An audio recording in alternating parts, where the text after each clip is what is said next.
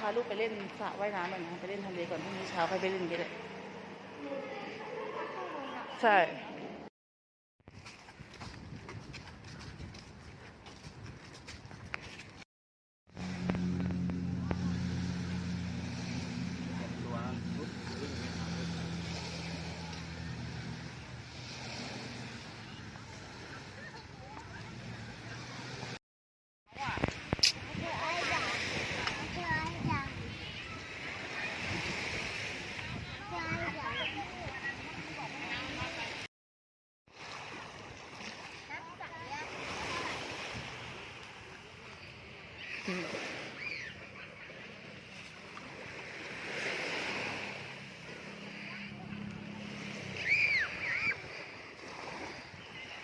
เจอหอยไหมเจอหอยไหมน้องว้าวพาส่งเติร์ไปแล้วเติร์ขึ้นมาหน่อยเติร์ขึ้นมาหน่อยเติร์ขึ้นมาหน่อยเร็วขึ้นมาพี่อุ้มพาน้องขึ้นมาก่อนเติร์น้องเติร์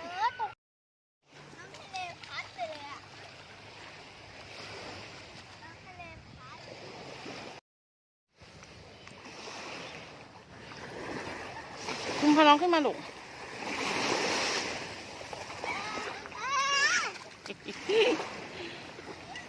เธอเหมือนจะกลัวขึ้น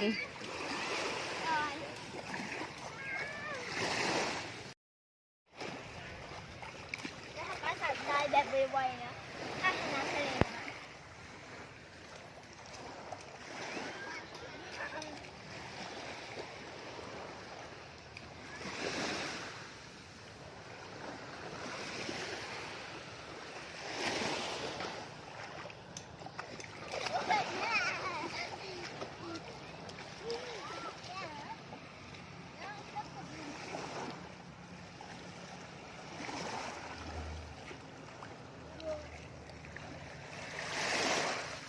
เจอหินไหม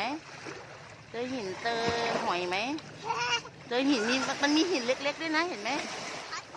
เห็นเปล่ามันจะมีหินเล็กๆด้วยนะกับหอยอ่ะมาดูหอยวิ่งเจอหอยแล้วมีด้วยมีเปลือกหอยเล็กๆด้วยนะแล้วก็มีหินด้วยเห็นหินไหมหินขาวๆเล็กๆเหมือนหอยอ่ะยังไงเหมือนที่จะวางนี้ก็ได้แต่ดูไอ้เล็กจ๋า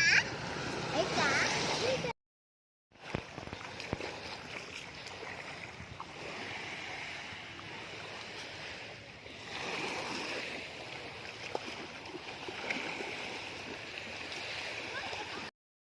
เติร์มาเร็วเติร์มานี่เร็ว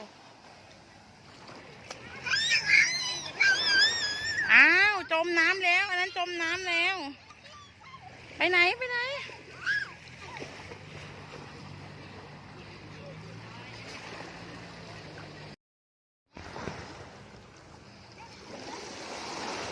ต่ดูแบบนี้ใสแต่ดูในกล้องใสเลยแหละใสแต่ดูแบบนี้ใสมากมันก็ไม่ใส่เท่าไหร่ใสมากเลยนะถ้าลงมา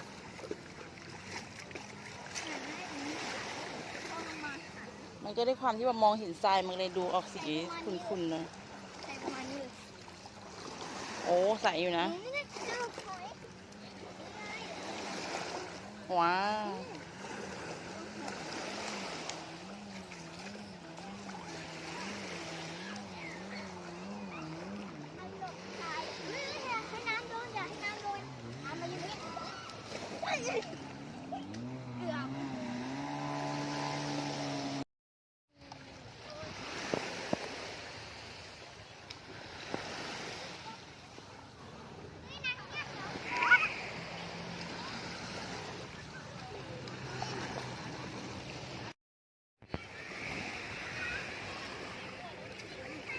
ไม่ได้เข้าป่า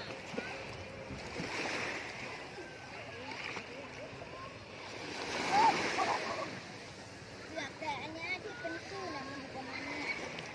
น้ำเริ่มลงแล้วลูก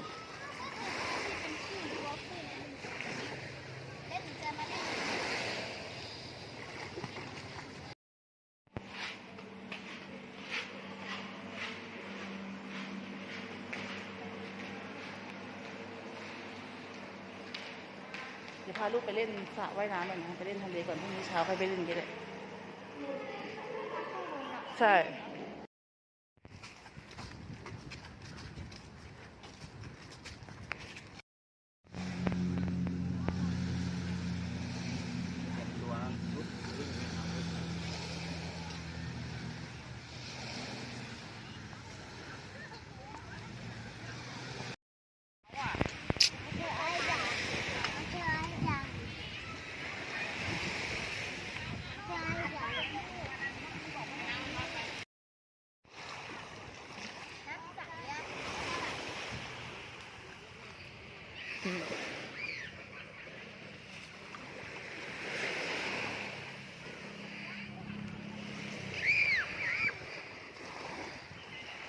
เจอหอยไหม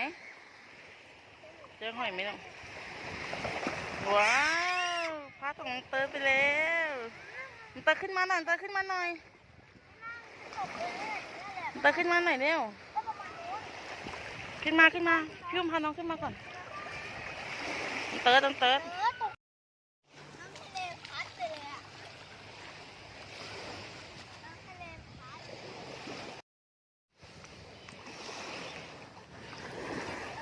คุณพาน้องขึ้นมาลูก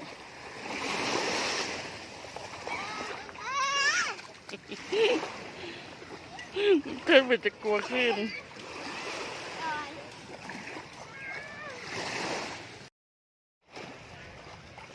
แล้วทำการสัตว์ตายแบบไวๆนะถ้าน้ำทะเลนะ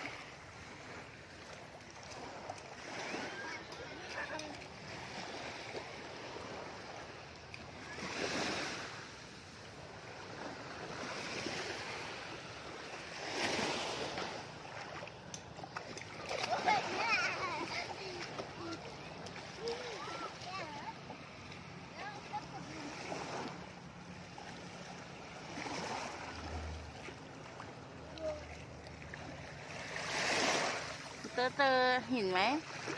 เจอหินเจอหอยไหมเจอหินมันมีหินเล็กๆด้วยนะเห็นไหม พัดอยู่นะ เห็นเปล่า อัน นี่ นั้นดูนี่เฉยนะ มันจะมีหินเล็กๆด้วยนะกับหอยอ่ะ มาดูหอยวิ่งเจอหอยแล้ว มีด้วยมีเปลือกหอยเล็กๆด้วยนะ ไงเห็น แล้วก็มีหินด้วยเห็นหินไหมหินขาวๆเล็กๆเหมือนหอยอ่ะ ยังไงเหมือนที่ อืม แต่วางนี้ก็ได้นะแต่ดูไอ้เล็กจ๋าไอ้จ๋า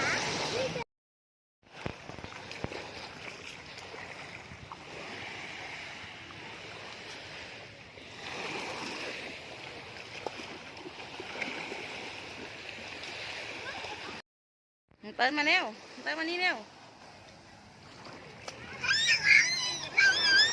อ้าวจมน้ำแล้วอันนั้นจมน้ำแล้วไปไหนไปไหน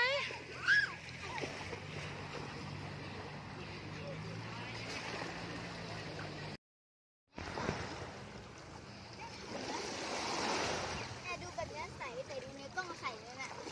ใสอะแต่ดูแบบนี้ใสมาก มันก็ไม่ใส่เท่าไหร่ ใสมากเลยนะถ้าลงอ่ะหันให้ดูต้องลงมาหัน มันก็ได้ความที่ว่ามองเห็นทรายมันเลยดูออกสีขุ่นๆเลย ใส่ประมาณนี้เลย โอ้ใสอยู่นะ นี่นะเจ้าหอย ว้าว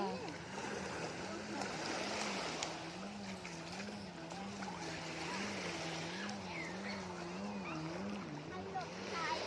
อย่าให้น้ำโดนอย่าให้น้ำโดนน้ำมาอยู่นี่เกือบ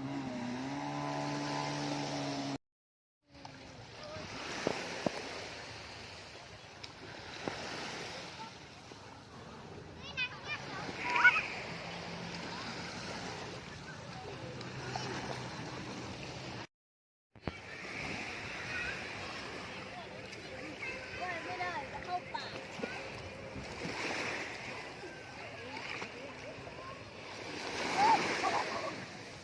เกือบแต่อันเนี้ยที่เป็นคลื่นอะมันอยู่ประมาณนี้แหละที่ น้ำเริ่มลงแล้วลูก เป็นคลื่นตัวคลื่นอะมันเล่นจะมาเล่น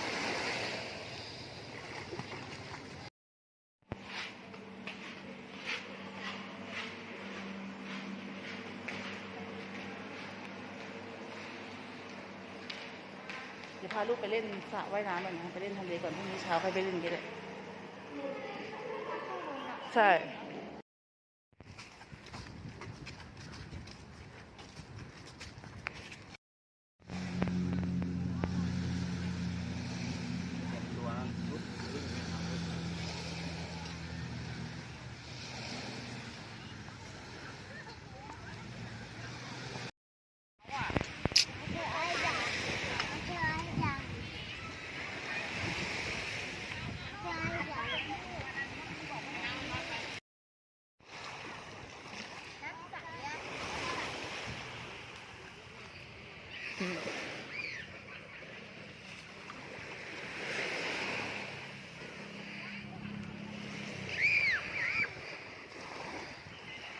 เจอหอยไหม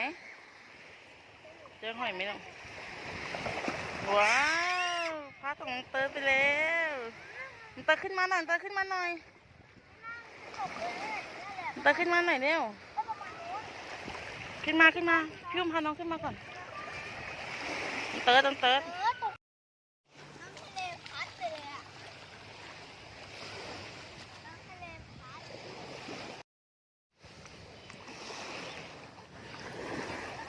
คุณพาน้องขึ้นมาลูก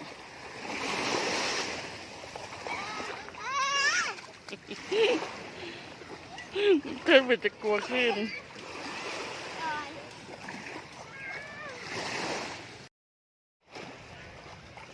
แล้วทำให้สัตว์ตายแบบไวๆนะ ถ้าชนะทะเลนะ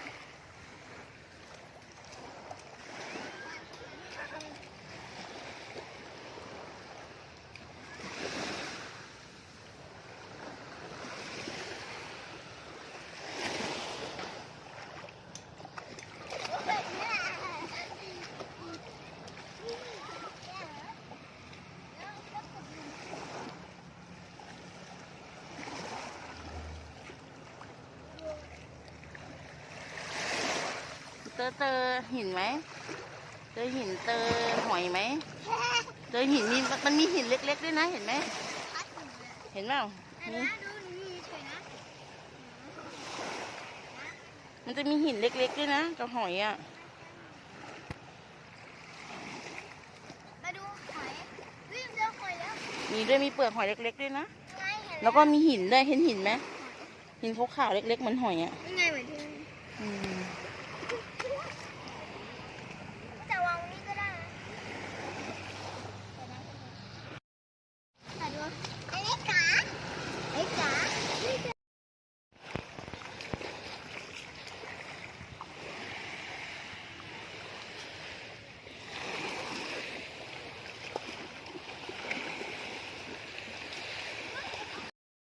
เติร์ดมาเร็วเติร์ดมานี่เร็ว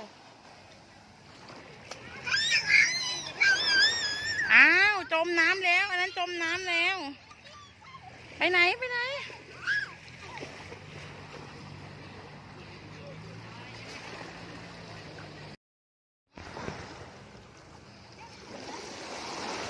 แต่ดูแบบนี้ใสแต่ดูในกล้องใสเลยน่ะ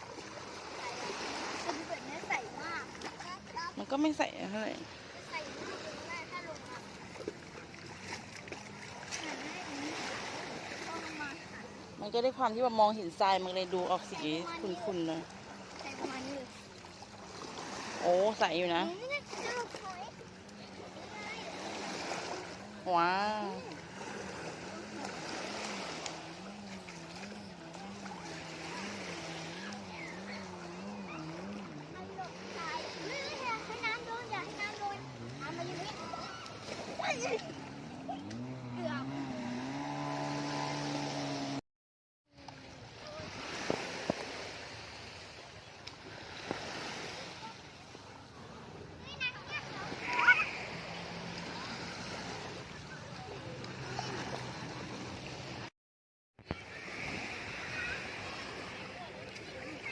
ไม่ได้จะเข้าป่า